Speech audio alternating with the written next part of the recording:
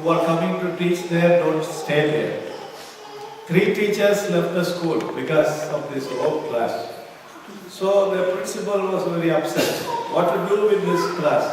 The students are roped. So there was a young graduate just got out of the college. He applied for the job. So he came for the interview. The principal told, this is a rope class, do you think that you will be able to handle? So this young teacher prayed and he said, I accept the challenge. I will go to the class. So the first day he came to the class, he greeted all the boys. He said, I have come to teach you education.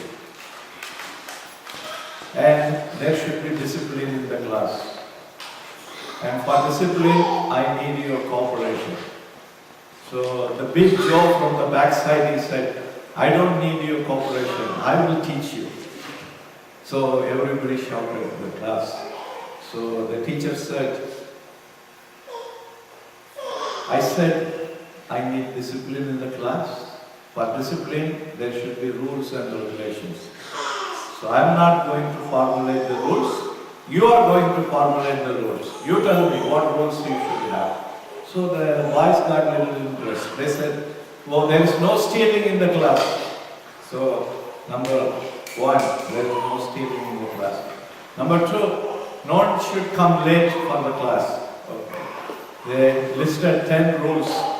Whatever the boys said, the teacher listed. Then he said, if there is a rule, there should be some punishment also if anybody breaks the rule. So I am not going to say what the punishment, you yourself say. So one boy got up and said, 10 licks on the back, removing the shirt. So the teacher said, this is harsh. But still, it's your suggestion, so he put, this is the punishment. So 2 days the classes were very disciplined. They were very happy. The 3rd day, Big Joe got up. He said, my lunch is missing. Somebody has stolen my lunch. So the teacher made an inquiry, who has stolen? So finally they found out little Timmy. Little Timmy stolen their lunch. So they called the little Timmy to the front. So little Timmy came shouting. So he was wearing a big coat. So they have to remove the shirt. So what they did? So the teacher said, yes, you know what is the punishment? 10 licks at the back. So he brought a stick. He told him to remove the coat. So Timmy said, no, don't remove my coat. Give me beating with that. So teacher said, no, I have to remove it. So he started unbuttoning. And when he removed the coat, there was no shirt inside. So teacher was a little upset. Teacher asked, what's the reason? Why didn't you wear a shirt? So he said, I have only one shirt.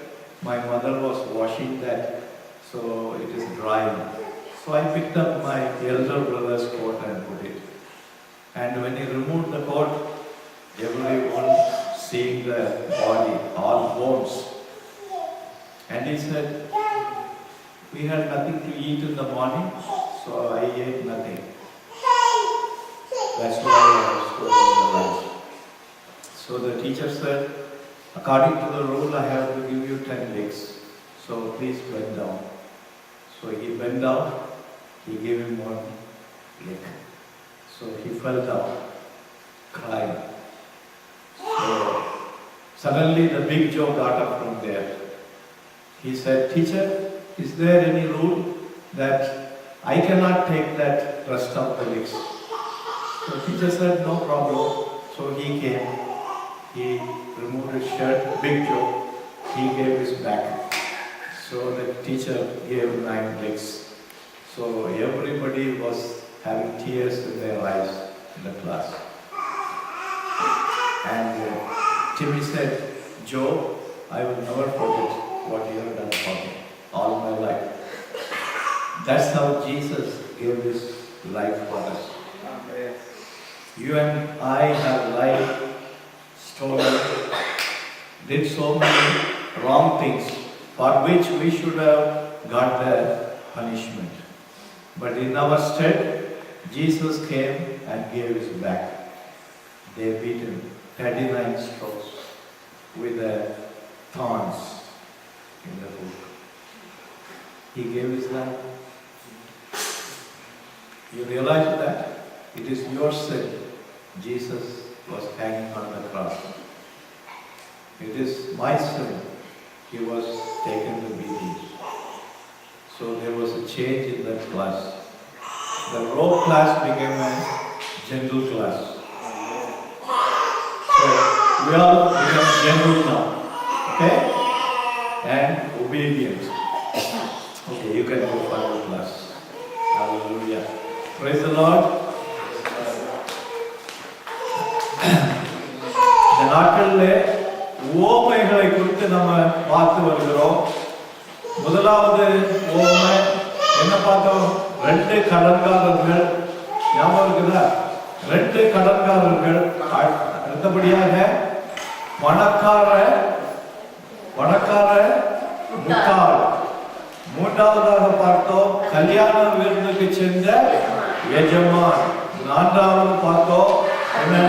கனி கொடாத அத்திமரம். இன்னைக்கு பார்க்க போறோம் விதைக்கிறவனின் ஓமை. ஏற்கனவே இது நம்ம பார்த்திருக்கிறோம். விதைக்கிறவனின் ஓமை. இயேசு கிறிஸ்து ஓமைகள் சொல்றது அல்லது இந்த வேத புஸ்தகத்துக்கெல்லாம் ஒரே காரணம், நாம் கெட்டு போய் நரகத்துக்கு செல்லக்கூடாது, நம்முடைய ஆத்மா ரட்சிக்கப்பட்டு பரலோக ராஜ்யத்தில் போகணும். அதனால எல்லா ஓமைகள்லையும் கனியை பற்றி பேசியிருக்கோம், அல்லது நம்முடைய வாழ்க்கையிலிருந்து வருகிற அனுபவங்களை குறித்து பேசி நீங்கள் இப்படி இருந்தால் பரலோகத்துக்கு போக முடியாது என்பதை வலியுறுத்துவதற்காக அநேக ஓமைகளை இயேசு கிறிஸ்து பேசிக் கொண்டிருக்கிறார். இன்னும் அநேக ஓமைகள் உண்டு. இன்று விதைக்கிறவனின் ஓமை உங்களுக்கு எல்லாம் தெரியும்.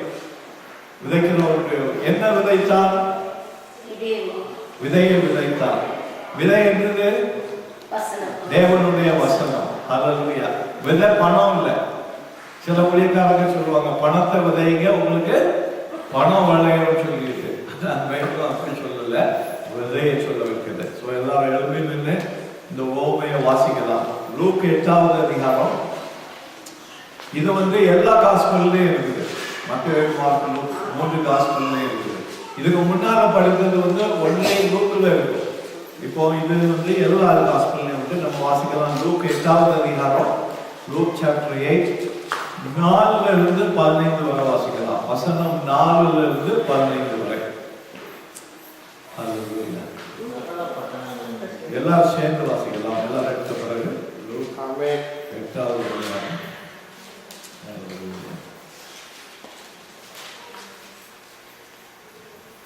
எல்லாரும் எடுத்துட்டீங்களா? ஹல்லேலூயா. தொடங்கலாம்.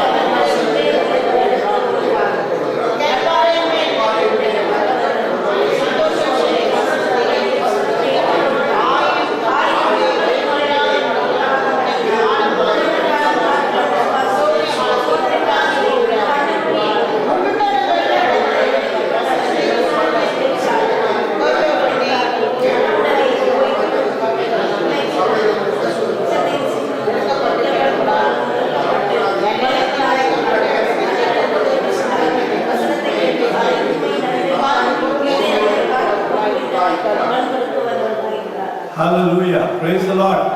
எல்லாருக்கும் வழங்கி இருக்கும்னு நினைக்கிறேன். உட்காருங்க, அப்போ பிரசங்கம் வேண்டாம். இது ஏதாச்சும் 3-4 தடவை திரும்ப நான் நிறைய நாட்கள் கேள்வி கேட்டிருக்கிறேன். எல்லாருக்கும் கிளியரா தெரியும்னு நினைக்கிறேன். இயேசு கிறிஸ்து ஜனங்கள் திரளான ஜனங்கள் கூடி பரலோக ராஜ்யத்துக்கு போகணும்னா நாங்க என்ன செய்யணும் அப்படி இயேசு கிறிஸ்து ஒருவர் தான் பதில் கொடுத்து கொண்டிருந்தார். உலகத்துல பலவிதமான ஜனங்கள் இருந்தாங்க. பணம் சம்பாதிக்கிறதுக்கு மெஜிஷியன்ஸ் இருந்தாங்க. அவங்ககிட்ட போயாச்சுன்னா ஏதாவது மந்திரிச்சு கொடுப்பாங்க. ஆனா பரலோக ராஜ்யத்தை குறித்து பேசுகிறதுக்கு யாரும் வரல. அதுக்கு முன்னால தேவன் வந்து சொன்னார், நான் இந்த ராஜ்யத்துக்கு ஊழியம் செய்யறதுக்கு இல்லை, பரலோக ராஜ்யத்தைக்குரிய ஊழியங்களை இங்க செய்ய வந்தேன். அதனால இவங்க எல்லாம் ஆர்வலோடு கேட்க வந்திருக்கிறாங்க. அப்போ இயேசு கிறிஸ்து சின்ன ஒரு உண்மையை சொன்னார்.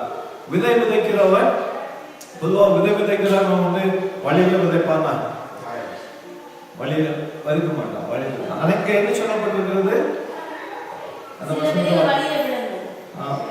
விதைக்கிறவன் ஒருவன் விதையை விதைக்க புறப்பட்டான், அவன் விதைக்கையில் சில விதல் வழியருகே விழுந்தது.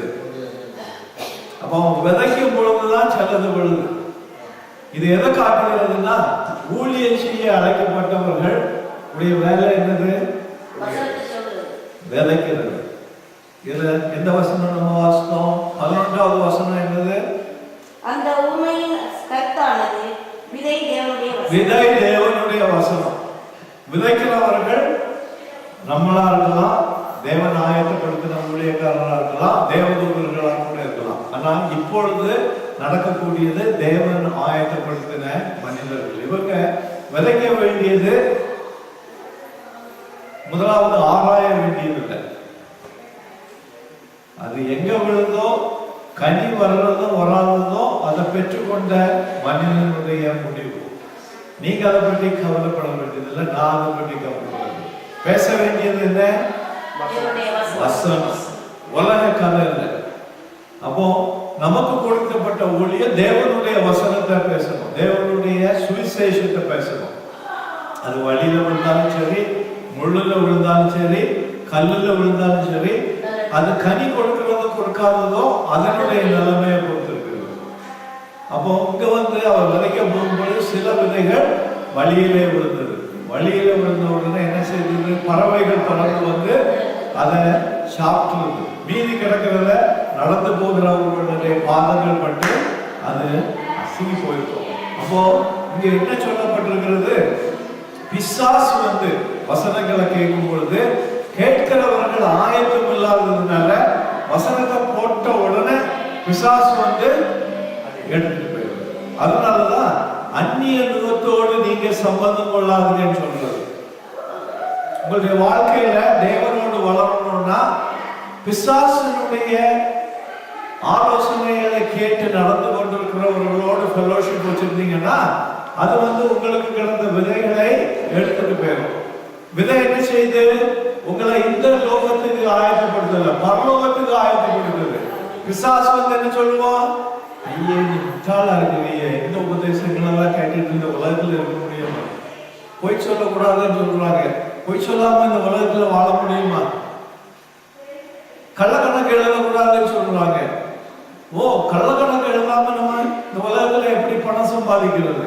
பிசாசு வந்து என்ன செய்வான், அந்த வித்துக்களை எடுத்துட்டு போயிடுவோம். ஏன்னா அந்த நிலம் என்ன நிலம், வழியறைய உள்ள நிலம்.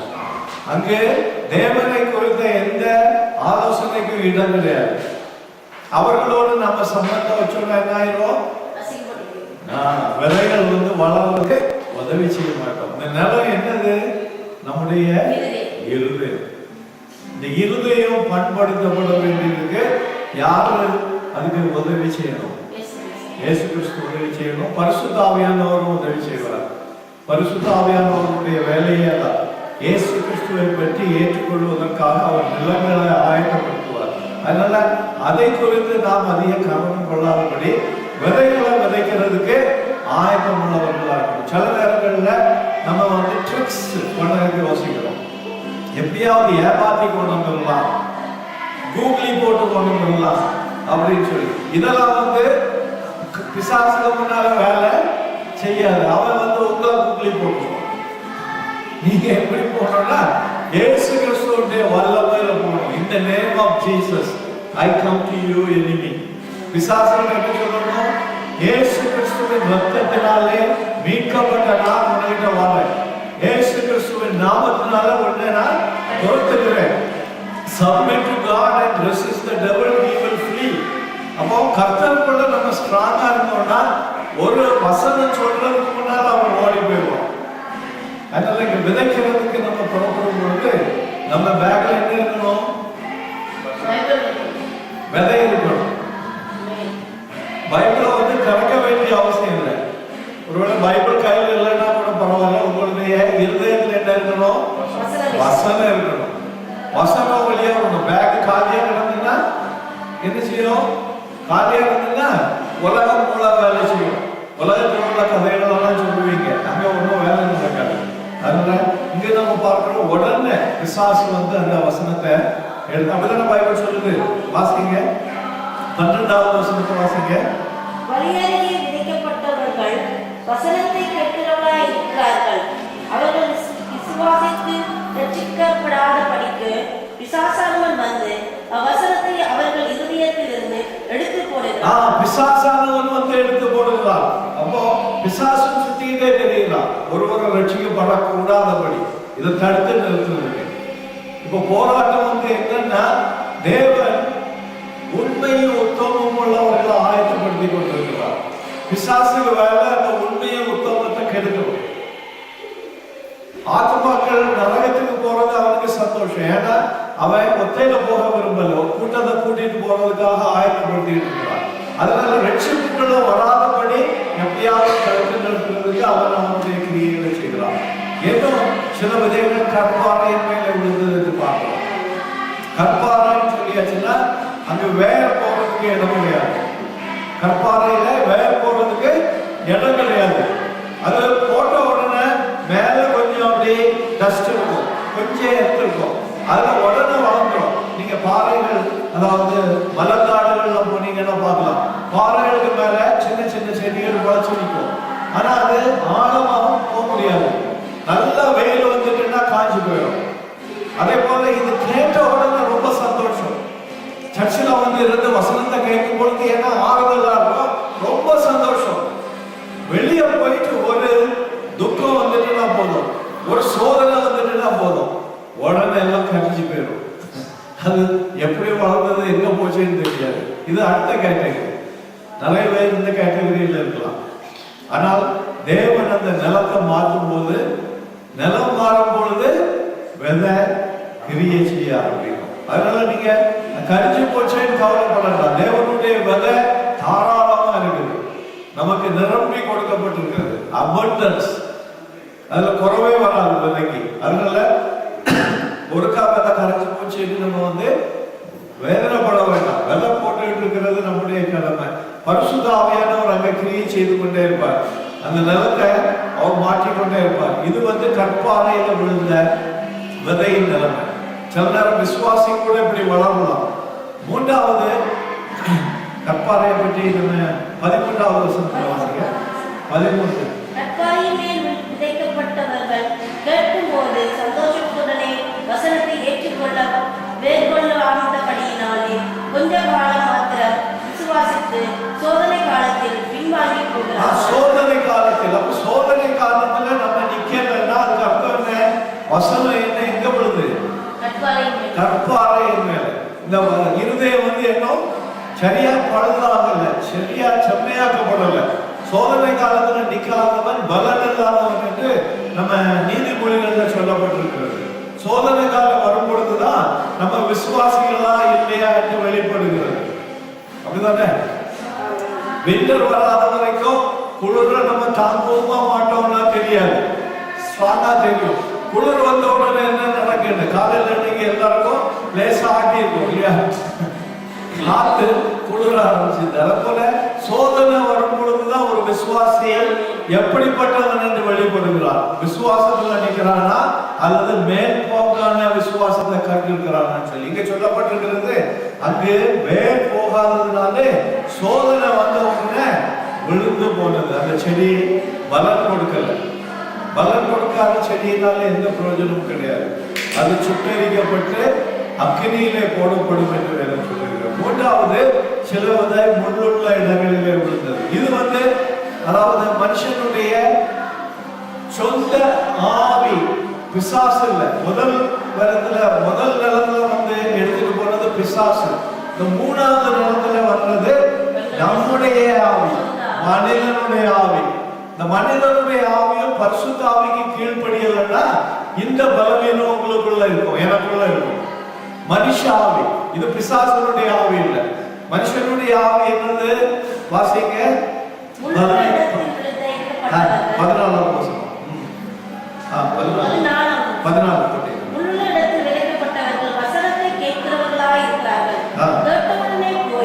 கேட்ட உடனே எங்க போறாங்க? கேட்ட உடனே எங்க போனோம்?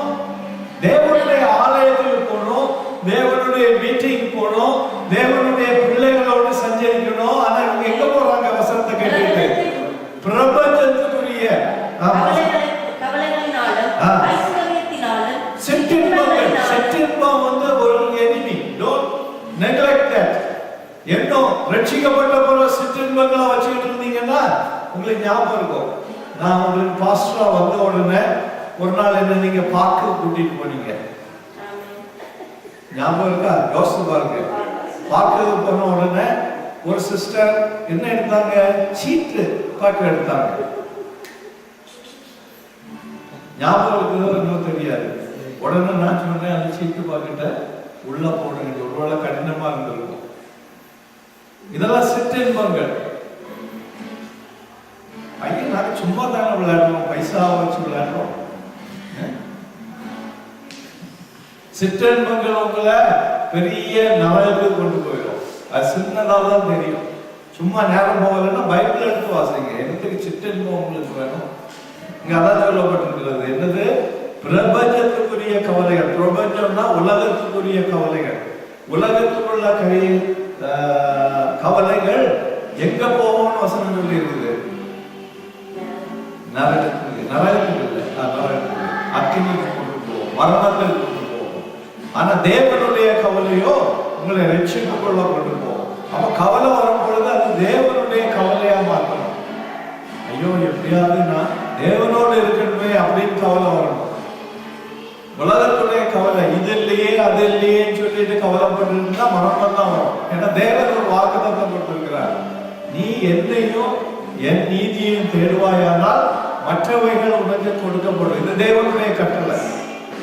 அதனால தேவன் நம்ம தேவைகளை சந்திக்க வல்லவர் என்று சொல்லி உலக கவலைகள் எல்லாம் தூக்கி எறியணும். இது விசுவாசத்துல செய்யணும்.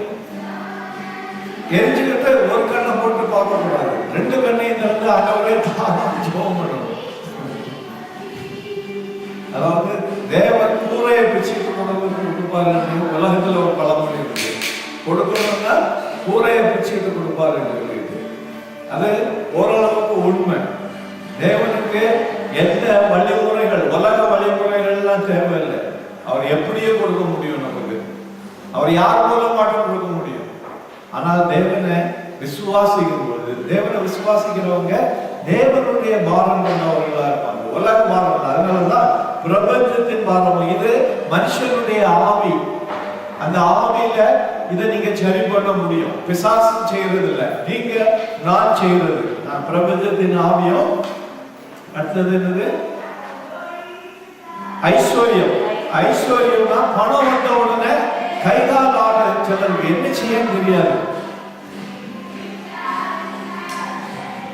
திடீர்னு ஒரு $10,000 எங்க இருந்தாலும் வந்துட்டுன்னா கைய ஓடாத காலம் ஓடாது. இதை வாங்கவா அதை வாங்கவா. தேவனுடைய சமூகத்தில் அமர்ந்து இருக்க முதலாவது தேவனுக்கு என்ன செய்யலாம் ஆண்டவரே அப்படின்னு சொல்லிட்டு தேவனுக்குரிய, அதாவது தசம பாகம் சொல்றது கண்டிப்பு கிடையாது. ஒருவேளை சிலர் அதை கம்பல்சரின்னு நினைக்கலாம். கண்டிப்புனால கொடுக்கறதுல எந்த ஆசீர்வாதமும் வராது. புதிய பாட்டில் என்ன சொல்லியிருக்கீங்கன்னா, உங்களால் முடிந்ததை முழு உள்ளத்தோடு கொடுங்க.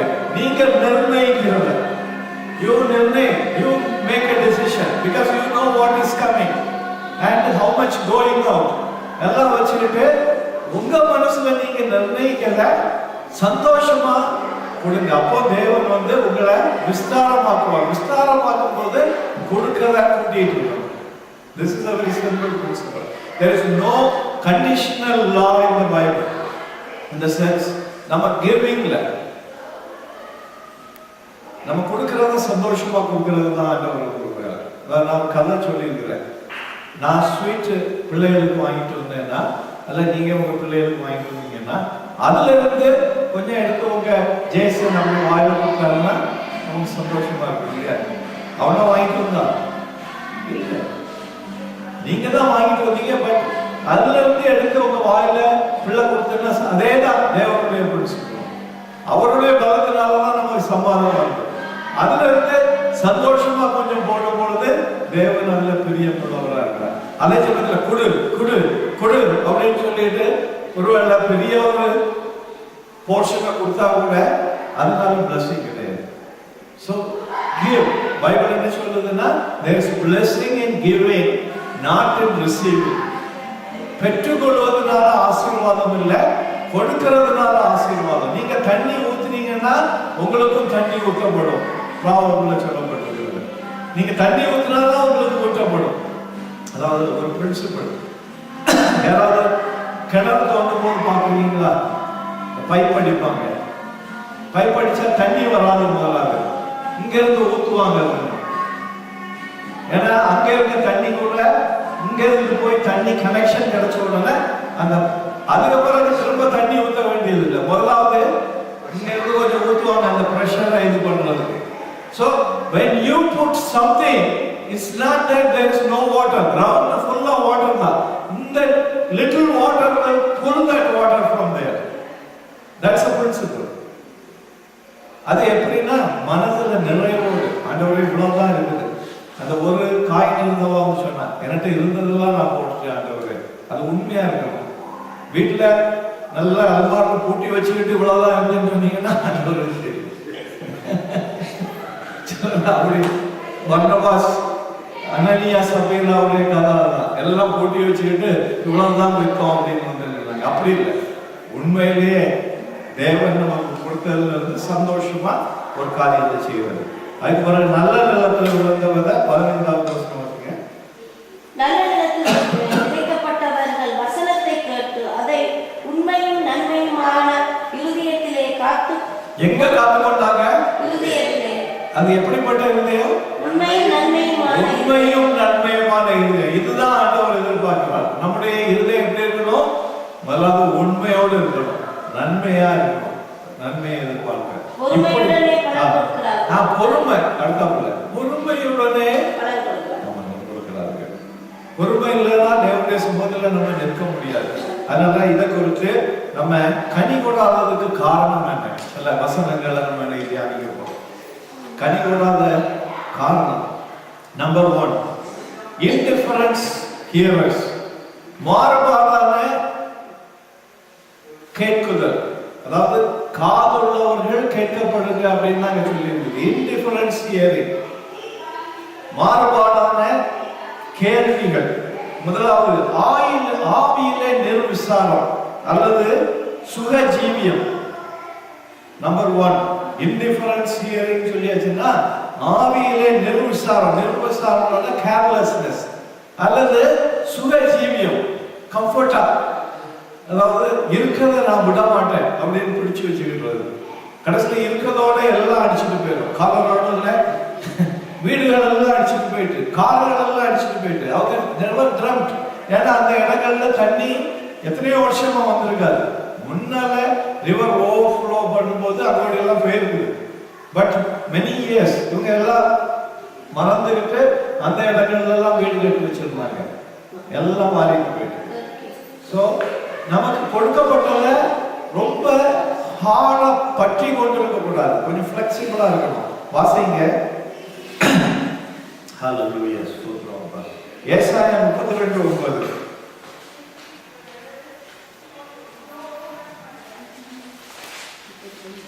ஏசாயா 32:9. 32:9. சுக ஜீவிகளாகிய கன்னிகைகளாகிய ஸ்திரீகளே என் வார்த்தைகளை கேளுங்கள். நிர்விசாரமான குமாரத்திகளே என் வசனத்துக்கு. ரெண்டு காரியம். சுகஜீவியம். சுகஜீவியம் என்னது? சுகமான வாழ்க்கை, கம்ஃபர்டபுள் வாழ்க்கை. அதுல வந்து கொஞ்சமும் கொடுக்க முடியாது. அதாவது எனக்கு 2 சமோசா இருக்குது, நான் எப்பவும் 2 சமோசா சாப்பிடுவேன். இன்னைக்கு இல்லாத ஒரு ஆள் வந்துட்டு 1 சமோசா கொடுக்க முடியாது. ஏன்னா 2 நான் இன்னைக்கு சாப்பிடுவேன். That is my argument. ஏன் ஒரு நாள் 1 சமோசா சாப்பிட என்ன செத்தா போயிடும்? எக்ஸாம்பிள் சொல்றேன். சரி, 5 ஸ்வீட் இருக்குது. 1 சாப்பிட்டாச்சு, 2 சாப்பிட்டாச்சு, 3 சாப்பிட்டாச்சு, 4 சாப்பிட்டாச்சு. இன்னும் 1 ஸ்வீட் இன்னும் சாப்பிடல. இல்ல, இதுவரையிலும் சாப்பிடாத ஒரு ஆள் வந்தாச்சு. நான் இந்த ஸ்வீட் சாப்பிடல, எனக்கு சாப்பிடணும். ஒண்ணுதான் இருக்கு, அவருக்கு கொடுக்கறது மனசு இல்லாததுனால. ஏன்னா எனக்கு அது டேஸ்ட் பண்ணணும். கண்டிப்பா நான் பண்ணல. சுகஜீவியம். எனக்கு கம்ஃபர்ட்ல இருந்து I cannot give to others. சிலர் சொல்லுவாங்க எனக்கே இல்லை, எப்படி கொடுக்குறது? கணவன் சொல்லாச்சுன்னா கொஞ்சம் கூட எனக்கே இல்லை, ஒரு சேலே கொடுமா, எனக்கு அடுத்த கிறிஸ்துமஸ் கொடுக்கணும். சொல்லுங்க.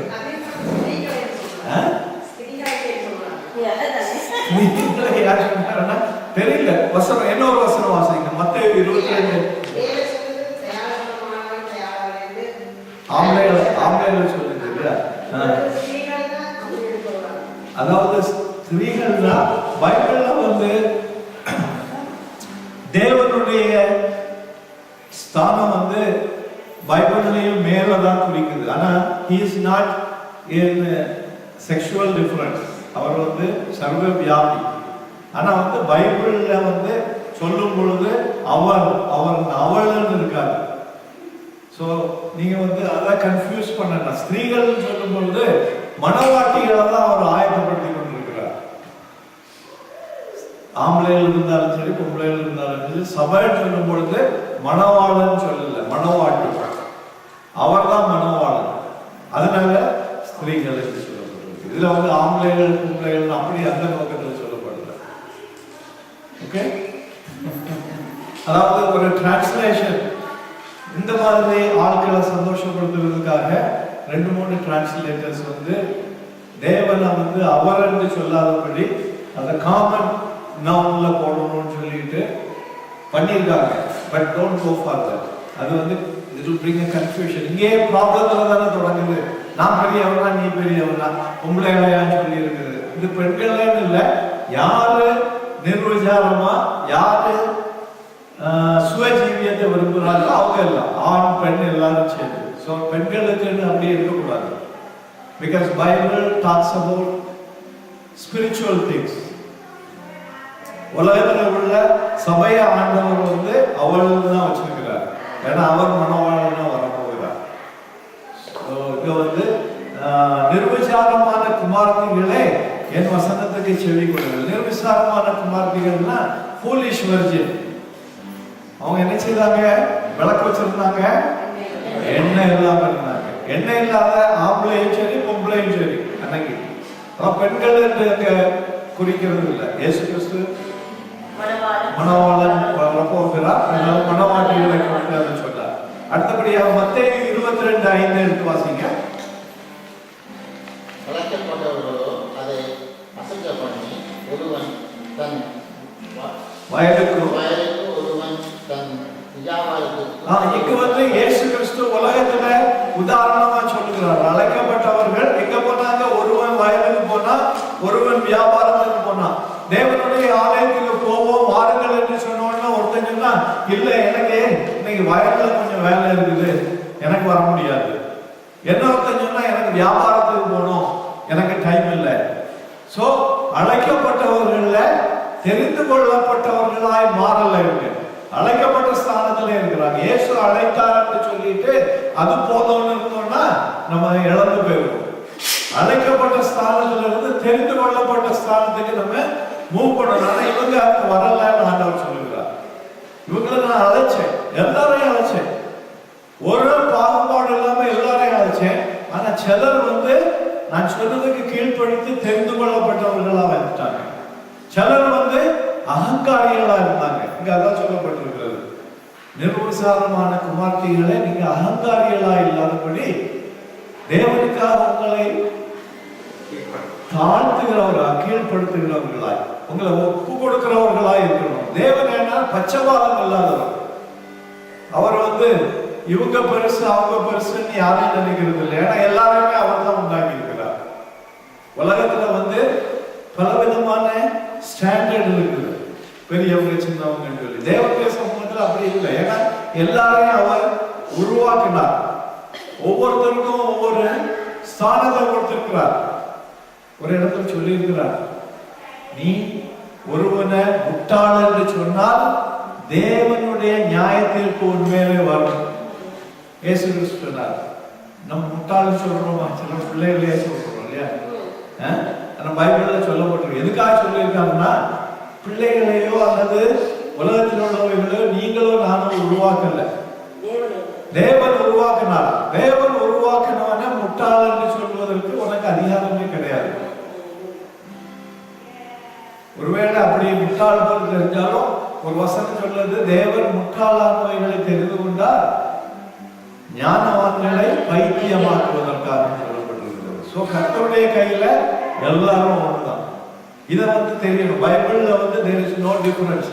நம்ம ஊர்ல நான் உயர்ந்த ஜாதி, நீ தாழ்ந்த ஜாதி, நீ என் பக்கத்துல வந்து இருக்கக்கூடாது, ஒட்டிக்கணும்னு சொல்லி அது ஒரு கதை வர சொன்னாங்க. எப்படின்னா, 2 குஷ்டரோகிகள் ரயில்வே ஸ்டேஷன்ல படுத்திருக்காங்க.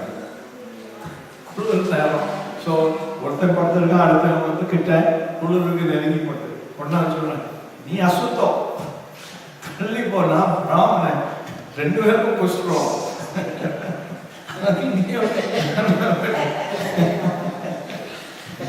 அப்படி இல்லை நம்முடைய தேவன். 2வது பிசாசினுடைய தந்திரம். முதலாவது பார்த்தோம் ஆவியிலே நிர்விசாரம் அல்லது சுயஜீவியம். 2வது பிசாசினுடைய தந்திரம். பிசாசுடைய தந்திரம் நீங்க பார்த்தீங்கன்னா, ஏவாளை எப்படி ஏமாத்தினா பிசாசு? அதுக்கு முன்னால என்னது ஆண்டவர் சொல்லி இருந்தாரு? ஆண்டவர் சொன்னாரு, நீ இந்த பழத்தை சாப்பிடவே கூடாது, சாப்பிடுகிற நாளிலே நீ சாகவே சாவாய். பிசாசு வந்து அவனை கொண்டு போகலங்க. அங்கதான் தேவன் சாப்பிடக்கூடாது என்று சொன்ன மரத்துக்கு கீழே வந்து இருந்துகிட்டு பழத்தை பார்த்துக்கிட்டே இருக்கான். அவன் யாரு போனா? அதனாலதான் ஸ்திரீய சில வேளைகள்ல உபயோகிச்சிருக்கு. முதலாவது போகிறது யாரு? பார்த்துக்கிட்டு இருந்த உடனே பிசாசுக்கு வேற வேலையே இல்லை, கிட்ட வந்துட்டான். நல்லா இருக்குது பாரு, கண்ணுக்கு எவ்வளவு அழகா இருக்குது, இது சாப்பிடுறதுக்கும் அழகா இருக்கும், எடுத்து சாப்பிடு. உடனே அவன் சொல்றான், தேவன் இப்படி சொல்லி இருக்கிறாரு, தேவன் நீங்க எல்லாம் கடவுள் ஆயிடக்கூடாதுன்னு அப்படி சொன்னாரு, அதை சாப்பிட நீனும் கடவுளை போல ஆயிடுவா அப்படின்னு சொல்லியிருக்கு. அப்போ பிசாசுனுடைய தந்திரம். அது தந்திரத்துக்கு காரணம் என்னது? எனக்கு பாக்கெட்ல பணம் இல்லை, ஒரு அழகான கார், நியூ மாடல். எனக்கு பாக்கெட்ல பணம் இல்லை, ஒரு வெரைசன் அல்லது ஆப்பிள் G5, எனக்கு G3 இருக்கு. எனக்கு என்ன இருக்கு? G3. பாக்கெட்ல பைசா இல்ல, G5. யாருடைய தந்திரம்? யாரா சொல்ல முடியுமா உங்களுக்கு இருக்க போன்ல உள்ள எல்லா அப்ளிகேஷனையும் நீங்க யூஸ் பண்றீங்க? Nobody knows. அவ்வளவு அப்ளிகேஷன் இருக்கு. But still you want to buy higher by spending money which you don't have. இது ஒரு உதாரணம். There are so many things. அதான் சொல்லிருக்கு பைபிள்ல, உனக்கு சாப்பிடுறதுக்கும் படுக்கிறதுக்கு ஒரு கூட இருந்துன்னா அதே போதும்னு இரு. Contented mind is a continual feast. இங்க வந்து இவ வந்து என்ன செய்யறா? ஆசைப்படுகிறார். தேவன் வேண்டான்னு சொன்னதை போய் பார்த்துக்கிட்டு இருக்கிறார். அதனால 2 பேருக்கும் சாபம் வந்தது. அவளுக்கு மட்டும் வரல. அவ என்ன செய்தா? அன்பு பெருகிட்டு சாப்பிட்டுக்கிட்டு, அதான் நீங்கள் சாப்பிடுங்க.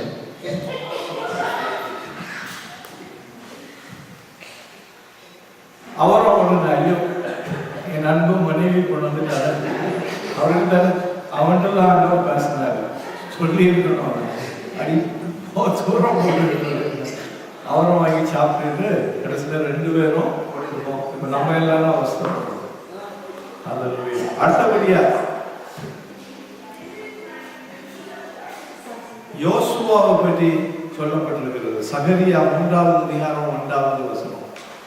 யோசுவா வந்து பிரதான ஆசாரியர். அவன் தேவனுடைய தூதர்கள் மத்தியில் நிற்கும் பொழுது வலது பக்கத்துல பிசாசு நின்று கொண்டிருக்கிறான். நம்முடைய பக்கத்துல பிசாசு எப்பவும் சுத்தி கொண்டே இருக்கிறான். அவனுக்கு கிட்ட வர்றதுக்கு இடம் கொடுத்தீங்க அவ்வளவுதான், உங்களுடைய கண்களையும் இச்சைகளா கொண்டு வந்துருவான். சகரியா 3வது அதிகாரம் 1வது வசனம். 3:1. அவன் பிரதான ஆசிரியனாகிய யோசுவாவை எனக்கு காண்பித்தார்.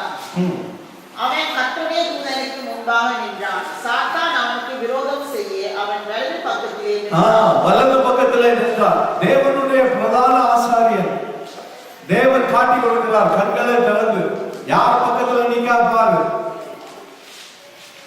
அதனால நம்முடைய வாழ்க்கையிலும் எப்போ நம்ம கொஞ்சம் நம்முடைய மனசை மாற்றுவோம், கொஞ்சம் இச்சை வரும், கொஞ்சம் சிற்றின்பத்தை பார்க்கலாம் அப்படின்னு சொல்லி நம்ம மனசை கொடுத்த உடனே அவன் உடனே வழியை திறந்துடுவான் பிசாசு.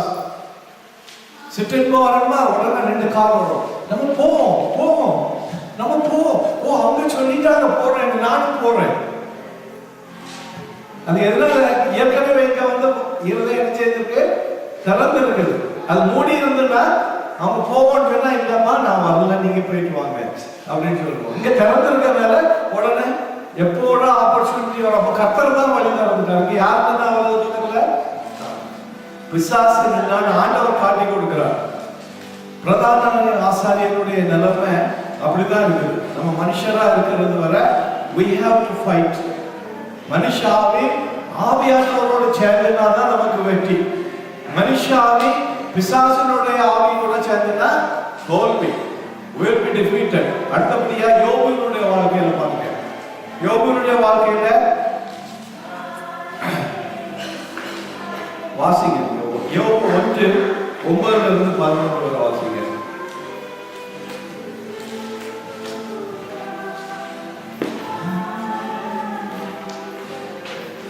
யோபு 1:9. அதற்கு சாத்தான் எங்க வந்துட்டா? யோபு கிட்ட வந்துட்டு ஆண்டவரோடு அவன் ஆர்கியூ பண்றான். சரி, இப்ப வாசிக்கிறது நேரம்ல அடுத்தபடி இயேசு கிறிஸ்து டேர்ஸ் பற்றி வந்து நம்ம அடுத்த வாரம் பேரபிள்ல பார்க்கலாம். களை கொடுக்கிறது கேள்விப்பட்டிருக்கீங்களா? வயல்ல வேலை செய்யறவங்ககிட்ட கேட்டீங்கன்னா தெரியும். களை கொடுக்கிறதுக்குன்னு ஒரு செஷன் வச்சிருப்பாங்க. இந்த பயிர்கள்லாம் வந்த உடனே கொஞ்சம் வளர ஆரம்பிச்ச உடனே களைகளும் கூட வந்துடும். இதையும் ஆண்டவர் சொல்லி இருக்கிறார், பிசாசுடைய தந்திரம். அடுத்தபடியாக எமோஷனல் ஹியரர்ஸ். முதலாவது வந்து irresponsible hearers அல்லது வந்து என்ன சொன்ன indifferent hearers. இப்போ வந்து எமோஷனல் ஹியரர்ஸ். சிலர் வந்து ஒரே எமோஷன், அதாவது நிதானமா சிந்தித்து செய்கிற அனுபவம் கிடையாது. கேட்ட உடனே ஒரு எமோஷன். நான் சொல்லியிருக்கேன், சினிமாவுக்கு போன உடனே சினிமால ஹீரோ அடிபட்டுட்டாருன்னா இங்க இருந்து அழுவாங்க. எம்ஜிஆர் அடிச்சுட்டாங்க அப்படின்னு மெட்ராஸ்ல எம்ஜிஆர் வெளில அடிச்சுட்டாலும் அவ்வளவுதான். எம்ஜிஆர் ஒரு அடி அடிச்சு இங்க ரத்தம் வந்துடும். உடனே தியேட்டர்ல அழுவாங்க, இந்த அண்ணன் அடிச்சுட்டாங்க அப்படின்னு எமோஷன். தியேட்டருக்கு வெளியே போயாச்சுன்னா எல்லாம் மறந்து போகும். ஹாஸ்பிட்டலுக்கு வந்த உடனே அழுவாங்க, ஐயோ இப்படியா இருக்கீங்க. அந்த ரூம் விட்டு வெளியே போன உடனே பாத்தீங்கன்னா சிரிச்சுக்கிட்டு நம்ம போய் ஒரு ஜாலியா ஒரு டீ குடிச்சுட்டு போகலாமே. ஆனா அந்த பிள்ளைகளுடைய அம்மா அங்கேயும் அழுதுகிட்டு இருக்கோம். அது வெளியே போனாலும் அதே மூடோட தான் போகும். விசிட்டர்ஸ் வந்த உடனே நமக்குள்ள சேர்ந்து அழுவாங்க. ஆனா சீன்ல இருந்து வெளியே போன உடனே அப்ப நம்ம பீச்சுக்கு போவோம். இப்பதான் 5 நிமிஷத்துக்கு முன்னால ஐயோ இவ்வளவு கஷ்டப்பட்டீங்களா நீங்க, வெளியே வந்த உடனே பீச்சுக்கு போவோம். அதுக்கு அர்த்தம் என்ன? எமோஷன் இருதயத்துல இருந்து வர்றது இல்லை. வாசிங்க ஒரு வசனம், மத்தேயு 8:19. மத்தேயு 8:19. அப்பொழுது அவருடைய தாயாரும் 8:19 தானே? அப்பொழுது வேதபாரகர் வந்து, போதகரே, நீர் எங்கே போனாலும் உம்மை பின்பற்றி வருவேன் என்றார். நம்மள அப்படிதானே சொல்றோம். இயேசுவே ரட்சிக்கப்பட்டவங்க நீர் எங்க போனாலும் பின்னால நான் வருவேன், ஆயத்தமா ஆயத்தம். எத்தனை பேர் அப்படி சொல்லியிருக்கீங்க? இயேசுவை நான் விடவே மாட்டேன். பேதுரு சொன்னார், உங்க ஒருத்தரை கொல்ல முடியாது, உங்க கொல்லணும்னா என்ன கொல்ல தான் நான் போவேன். ஆனா அங்க ரியலா சம்பவம் வந்தப்புறம் என்னாச்சுது, அந்த வழிகளை இவர் ஓடி போயிட்டார். ஒளிச்சு தூரத்துல பின்தொடர்ந்தான் என்று சொல்லப்பட்டிருக்கிறது. அப்போ எமோஷனல் ரட்சிக்கப்பட்ட உடனே நான் எல்லாம் கர்த்தருக்காக செய்வேன்னு சொல்லிடுவாங்க. ஒரு வாரம் 2வது வாரம் கொஞ்சம் இன்னைக்கு கொஞ்சம் வயல் ஒரு மாதிரி பண்ணுது, இன்னைக்கு மட்டும் ஒரு ரெஸ்ட். நீங்க ஏன் ஃபாஸ்டிங் ப்ரேயர் போகல? அது கொஞ்சம் கொஞ்சம் மாதிரி இருந்து எனக்கு அப்படின்னு 4 வாரம் கழிச்சு ஆளையே காணாது. போன் அடிச்சாச்சுன்னா போன் எடுக்க மாட்டாரு. அப்போ எமோஷன்ல கொடுக்கறதெல்லாம் நிலைச்சு நிக்காது. இவன் இப்படிதான் சொல்றேன், நான் வாரேன்னு சொல்லிட்டு அடுத்த வசனத்தை வாசிங்க. இயேசு கிறிஸ்து என்ன சொன்னாராம்? அதற்கு இயேசு, நரிகளுக்கு குழிகளும் ஆகாயத்து பறவைகளுக்கு கூடுகளும் உண்டு, மனுஷகுமாரனுக்கு ஒரு தலை சாய்க்கிறது. மனுஷகுமாரனுக்கு இப்போ அவர் சத்திய வர மாட்டார். அவரை நினைச்சாரு இயேசு அதிசயங்கள் செய்கிறாரு, பின்னால போலான்னு சொல்லிட்டு. இப்ப இயேசுவை சொல்லிட்டாரு, எனக்கு தலை சாய்க்கிறதுக்கே இடம் இல்லை, படுக்கிறதுக்கு பெட்டு கிடையாதப்பா, நான் மலைக்காட்டுல போய் மலையில படுத்துட்டு இருக்கேன். உடனே அப்போ நான் பிறகு யோசிச்சுட்டு வரேன்னு போயிட்டாரு. நான் வருவேன்னா எனக்கு வேலை கிடைக்குமா வருவேன், நான் வரணுமா எனக்கு இந்த காரியம் கிடைச்சு நான் வருவேன். இதெல்லாம் இயேசு கிறிஸ்துவிட்ட நிலைச்சு நிற்கிறார். எமோஷன்ல வருவேன். இதுகளுக்காக இயேசு கிறிஸ்துவிட்ட வர்றது நிலைச்சு நிற்காது. அடுத்தபடியா பாருங்க, இன்ஸ்டெபிலிட்டி. இன்ஸ்டெபிலிட்டினா நிலைத்திராத நிலைமை, ஆடுகிற. அதாவது இந்த கதவை அடிச்சுன்னா இடையில ஒரு ஆணியை முடிச்சு அடிச்சு வச்சுருவாங்க.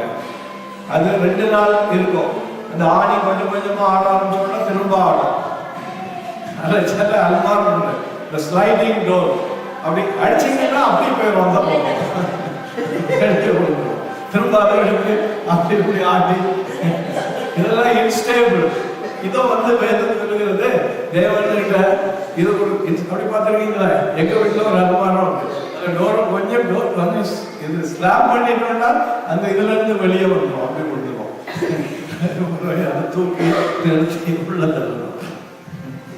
கலாத்தியர் 1:6 வாசிங்க. கலாத்தியர் 1:6.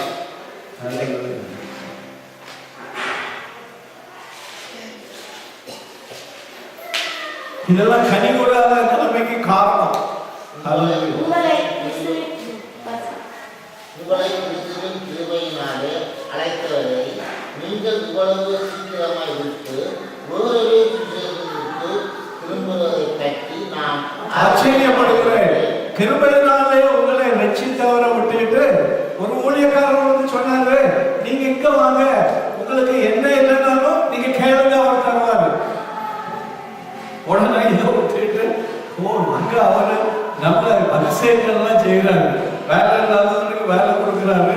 எனக்கு நாளைக்கு சம்பளம் 1000 ரூபாயிலிருந்து 2000 ரூபாய் ஆயிரும், நீங்க 1000 ரூபாய்க்கு காணிக்க போறீங்கன்னு சொல்றாரு. நான் போறேன் அப்படின்னு. இவ்வளவு சீக்கிரமா ஓடி போறீங்களான்னு சொல்றாரு. இன்ஸ்டபிலிட்டி. கண்ணுக்கும் செவிக்கும் இன்பமா இருக்கிறவங்க பேச ஆரம்பிச்சவங்களுக்கு பின்னால ஓடுறது. நீ பரிசுத்தமா வாழணும்பா, நீ ஒழுங்கா சர்ச்சைக்கு வரணும், தேவனுக்கு கீழ்ப்படிஞ்சு நடக்கணும், அதெல்லாம் இன்பமா இல்லை. எனக்கு காதுக்கு பிரியமானதை யார் பேசுகிறா அங்க ஓடுறது. இவ்வளவு சீக்கிரமா விட்டு வேறொரு சுவிசேஷத்திற்கு திரும்புகிறதை பற்றி நான் ஆச்சரியப்படுகிறேன் என்று சொல்லுகிறேன். நம்ம நிலைமை எப்படி இருந்ததுன்னா ஒரு நாள் நம்ம வேற கொடுக்க முடியாது. நம்ம நிலைத்து இருக்கணும் தேவாலயத்துல. அது கஷ்டமா தான் இருக்கும். ஏன்னா அங்கே இங்கேயும் ஃபன்ல பார்க்கும் பொழுது நமக்கு கொஞ்சம் ஃபன் எடுத்துக்கலாமே தோணும். சிட்டின் பர்ல பார்க்கும்போது இதெல்லாம் விட்டுட்டு இருந்தாதான் நம்ம அடுத்தபடியாக நான் நிறைய எக்ஸாம்பிள் கொடுக்கல, லைஃப் போயிட்டது. அடுத்தபடி நம்மள டெம்டேஷன் வரும் பொழுது அதுக்கு ஒப்பு கொடுக்கிறது. டெம்டேஷன் வந்து நம்மள பிடிக்காது. டெம்டேஷன் வந்து நம்ம முன்னால நிற்கும். அதுக்கு ஈல்டு சொல்லுவாங்க, ஒரு ஈல்டு டிராபிக் லைட்ல உண்டு. ஈல்டுனா நின்று அவனுக்கு விட்டு கொடுக்கிறது. டெம்டேஷன் வந்து நிற்கும், விட்டு கொடுத்துருறது. சரி வாசிங்க. ஏவாள் அப்படி இப்போ வாசிக்கிட்டா. ஏவாளுக்கு இந்த டெம்டேஷன் தான் வந்தது. மரம் முன்னால இருந்தது, பிசாசு பின்னால இருந்து பேசினா இவளுக்கு கையா போச்சுங்க. பிசாசு பறிச்சு கொடுத்தாரா? பழத்தை பறிச்சு கொடுத்தது யாரு? அவளே பறிச்சுக்கிட்டா. இதான் டெம்டேஷனுக்கு ஈல்டு பண்றது. நம்ம விழுந்து போறது இல்லை, நம்மள நிக்கதான் ஆண்டவர் வச்சிருந்தார். விழுந்தது யாரு? நம்மதான். அதனால அந்த கையை நீட்டாதபடி பார்த்துக்கணும். அடுத்தபடியா லோத்தை பற்றி சொல்லியாச்சுன்னா, லோத்து தேவன் சொல்லுகிறார், உனக்கு தேவையானது நீ தெரிந்து கொள்ள. அவன் இங்க வந்து நின்று பார்க்கலாம். ஆபிரகாம் ஒரு பக்கம் நிற்கிறான், லோத்து ஒரு பக்கம். யோர்தான பார்க்கலாம், பச்சை பசையெல்லாம் இருக்குது. யோர்தான கூட சேர்ந்து என்ன இருக்குது? சோதோம் குமாரா. சோதோம் குமாரன்ல என்ன இருக்குது? பாவம் நிறைந்து இருக்கிறது. இந்த பக்கத்துல பயிர் அதிகமா இல்லை. இவனுடைய கண் பச்சை பச்சையாக பார்த்துக்கிட்டு அங்க உள்ள மாரல் கண்டிஷனை பற்றி கவலை இல்லை. இன்னைக்கு அமெரிக்காவுக்கு வரணும்னு சொல்றவங்க அமெரிக்காவில் உள்ள மாரல் கண்டிஷனை பார்த்தா வர்றாங்க. யாராவது உனக்கு ரொம்ப பாவம் இருக்கு போவேண்டா இல்லை. அமெரிக்காவுக்கு போனோம்னா ஒரே ஒரு இல்லை, அங்க போனா நமக்கு டாலர் சுதந்திரம், டாலர் இதெல்லாம். இவன் லோத்து அப்படிதான் போனான். வாசிக்கலாம், இது உங்களுக்கு முக்கியம். ஜெனிசிஸ் 13:10-13 வாசிங்க. ஆதியாகமம் 10வது அதிகாரம் 10-13. அதனால எங்க போனாலும் தேவன் என்னோடு இருக்கிற எனக்கு போதும் என்று நம்ம தெரிந்து கொண்டோம்னா நமக்கு ஆசீர்வாதம் உண்டு. தேவன் அங்கே இருப்பாரா, நான் வாரேன். தேவன் அங்கே இல்லையா, நான் வரமாட்டேன். அப்படிதான் நம்ம சொல்லு. 10:13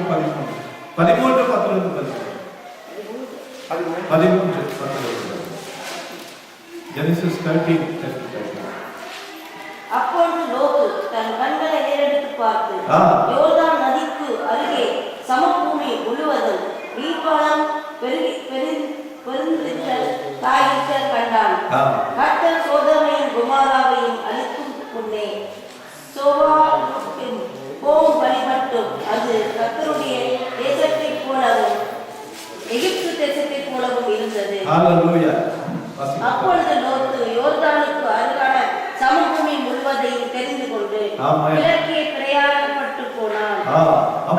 அவன் தெரிந்து கொண்டது தேவனை தெரிந்து கொள்ளல. கண்ணுக்கு பசுமையானவைகளை தெரிந்து கொண்டான்.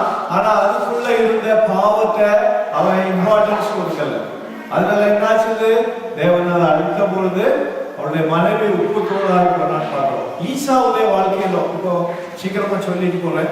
ஈசாவுடைய வாழ்க்கையில அவன் முதலாவது பிறந்த குழந்தை. முதலாவது பிறந்த பிறகு எல்லா ஆசீர்வாதங்களும் டபுள், சொத்துல டபுள், எல்லாம் டபுள். ஆனா அவனுக்கு பசி வந்த உடனே அந்த கூழுக்காக என்ன சொல்லுகிறான்? நான் செத்து போனேன்னா எனக்கு இந்த ஆசீர்வாதம் தான், எனக்கு இப்போ கூழ் தான். அதனால வயத்துக்காக நம்ம என்ன பண்ணுகிறோம்? தேவனை விட்டு கொடுத்துடுறோம். கூடுதல் யோசித்து பாருங்க. நம்முடைய வயத்துக்காக தானே, வயத்துப்பாடு தானே நம்ம வேலை செய்யறது. முதல்ல இது வயத்துக்காக. அந்த வயத்துக்காக வேண்டி தேவனை விட்டு கொடுத்துடுறோம். தேசாவை போல.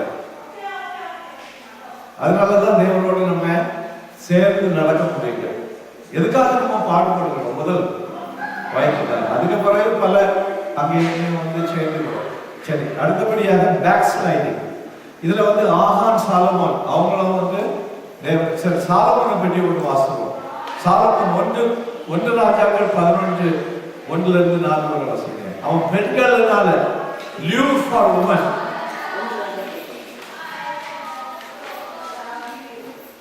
live for forbidden fruit, live for fertile land, live for appetite. ஏசாயாவுக்கு இது வந்து வயது பாட்டு. அடுத்தப்பல சாலமோன் வந்து பெண்களுக்காக அவன் தேவனுடைய ஆசீர்வாதத்தை விட்டு கொடுத்தான். 1 ராஜாக்கள் 11:1-4 வரை வாசிக்கிறோம். ராஜாவாகிய சாலமோன் பார்வோனின் குமாரத்தியை நேசித்ததும் அல்லாமல் மோவாபியரும் அம்மோரியரும் எதோமியரும் சீதோனியரும் ஏத்தியரும் ஆகிய அந்நிய ஜாதியாரான அநேகம் ஸ்திரீகள் மேலும் ஆசை வைத்தான். கர்த்தர் இஸ்ரவேல் புத்திரரை நோக்கி, நீங்கள் அவர்கள் அண்டைக்கும் அவர்கள் உங்கள் அண்டைக்கும் பிரவேசிக்கலாகாது. அவர்கள் நிச்சயமாய் தங்கள் தேவர்களை பின்பற்றும்படி உங்கள் இருதயத்தை பண்ணுவார்கள். சரி, அவ்வளவு போதும். அப்ப சாலமோன்கிட்ட ஆண்டவர் ஏற்கனவே பேசிக்கிட்டே இருக்கிறார். ஆனா இந்த பெண்கள்னால அவன் என்ன செய்தான்? தேவனுடைய ஆசீர்வாதத்தை வெட்டி இருக்கு. அதனால நமக்கு the lure the temptation for anything other than God, we have to remove it. நம்ம அதை ரிமூவ் பண்ணலன்னா அது நம்மள தேவனை விட்டு பிரித்து விடும். எதுக்கு மேல ஆசை வச்சாலும் சரி, let it be anything. கணவன் மனைவி மேல ஆசையோ, மனைவி கணவன் மேல ஆசையோ கர்த்தருக்கு மேல வச்சோம்னா we are lost. அம்போ யார் சொன்னா? பத்மான் சொல்லுவாரு, இதுக்கு மேல கண்ணு போச்சுன்னா அம்போ அப்படின்னு சொல்லிட்டு. He's a very practical man. ஏன்னா அவன் கல்யாணம் பண்ணல, அதனால கம்ப்ளீட்டா he has dedicated to the Lord, a good servant of God. அதனால பிராக்டிக்கலா அவருக்கு அனுபவத்துல he is a very dedicated, because ஒரு முறை I was traveling with him in Delhi, மீட்டிங்காக கூட்டிட்டு வந்துட்டு ஹோட்டல்ல இருந்து மீட்டிங் கூட்டிட்டு வரும்போது அது தலைவலி வந்துட்டு அவர் லேசில் மருந்து சாப்பிட மாட்டார். நான் வந்து உடனே பெயின் கில்லர் சாப்பிடுவேன். உடனே அவர் சொன்னார், 5 நிமிஷம் எனக்கு ரெஸ்ட் வேணும் அப்படின்னு சொல்லிட்டு ரூமில் போய் அதுக்காக ஜெபம் பண்ணார். அதாவது என்ன சொல்ல வரேன்னா, he is very committed to the Lord. Veena time spend பண்ணவே மாட்டார். கொஞ்சம் டைம் படித்தாலும் தனியாக போய் உட்கார்ந்து பாட்டுகள் ஆரம்பிக்குவார். அவருக்கு அது கர்த்தர் கொடுத்த கிருபை. அதுவும் சரியா ₹1 டைலர்னால் வாங்கி சாப்பிட்டு 5 நிமிஷத்துல சோகம் நினைக்கிறதுக்கு 5 மணி நேரம் தேவனிடத்திலிருந்து போராடணுமா? போராடுனா கடைசி வரை நிக்கிறதுக்கு தைரியம் இருக்கும். அதான் சொல்றேன், யோபு கடைசி வரை தேவனை நல்லா இருக்கிறது. 5 மணி நேரம் நான் போராடினேன், நீர் எனக்கு சுகம் தரலன்னு சொல்லி பிசாசு உங்களை ஏமாத்தமானா நீங்க போராட